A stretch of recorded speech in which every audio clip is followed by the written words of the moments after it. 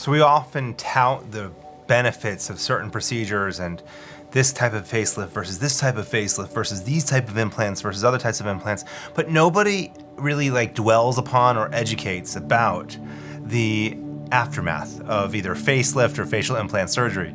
I had a very valuable patient who came in and had surgery a week or two ago with me, and he asked me as a favor to make a video about the post-operative experience. I asked him to be the presenter in this video, and he said he felt a little shy. He's not super comfortable sharing his picture and things like that, but he did give me some pearls to present to the general audience of what it's like to undergo both a facelift and facial implant surgery.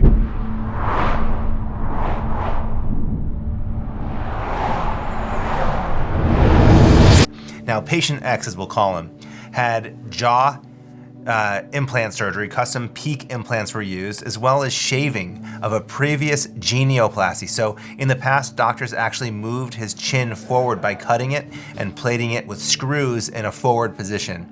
Unfortunately, that was done a little bit to the right side, giving his chin a rightward cant, and it was very noticeable.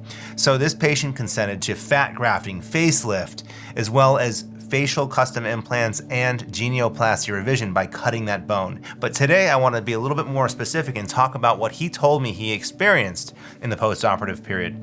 Now, mind you, this gentleman is only 2 weeks out of significant, 10 hours of surgery, and looks and feels great. Not really any issues at this point, but there are some issues that surprised him and that I sort of learned from talking to him about, and I want to present to you. The first thing he said to me is it always feels like the inside of his mouth has something to clear. When he woke up from surgery, patient X, as we'll call him, had a numb tip of his tongue, and he had a lot of heaviness in his lower face. He felt what it felt like food under his, we call it the gingival buccal sulcus, but at the bottom of his lip on the inside, as well as in the backs of his mouth. In fact, when I saw him on post-operative day 1, I actually saw some bits of food there because he may not have been able to tell whether or not it was suture material or food that was there. The area can also be temporarily numb, which gives you this sensation of not being able to clear these parts of your mouth. If you have stitches that are placed there, I typically will place something that dissolves in 4 to 6 weeks, like I do in buccal fat pad surgery, and the ends of these stitches have little blades of grass sticking up on either side. So as you can imagine, you might be able to feel this with your tongue, and it might feel like food, and I can imagine that getting annoying. So if you have surgery, expect this. If it's a real nuisance after 2 to 3 weeks, we can actually cut these stitches short or even remove the stitches altogether. They are meant to dissolve on their own, but if you want our help after a few weeks, we can help you with this. The other thing he noticed was that the backs of his jaw angles just felt heavy. Now, we always talk about appearing swollen and sort of being playing a mind game with you, because when you look in the mirror, your face is a lot more swollen than the implants are conferring due to the swelling associated with surgery. So it's like you come in expecting a certain result and you look in the mirror and all of a sudden your face is twice as big as you expected it to be.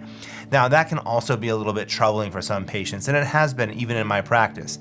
However, if you trust the process and you wait 6 months, this will go down significantly. Even after a month or two, it will go down significantly.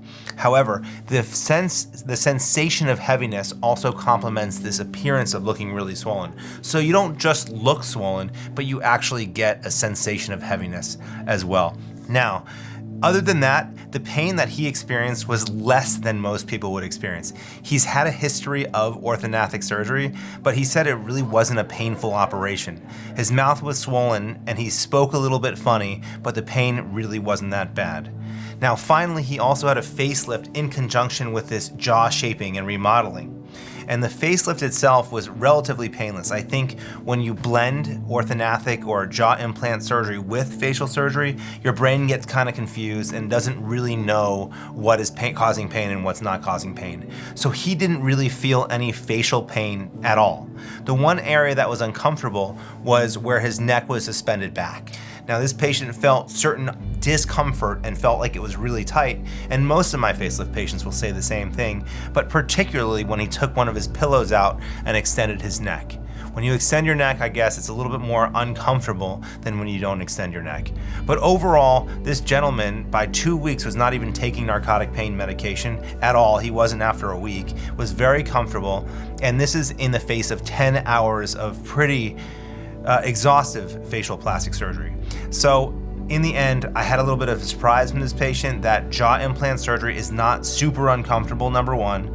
Number two, that it feels heavy and full afterwards and can affect your speech. And number three, perhaps most surprisingly, that you feel the stitches on the inside of your mouth and it can feel like food being stuck in certain places, which might be a bit of a nuisance. If you've shared experiences like this, or you have more to add to the list of expected and unexpected post-operative outcomes, by all means, list them in the comments section below. I'd be really happy to explore this topic further with additional videos, but for the meantime, I appreciate this patient X here for asking me to make a video about this important and underreported topic. Thanks so much. Have a great day.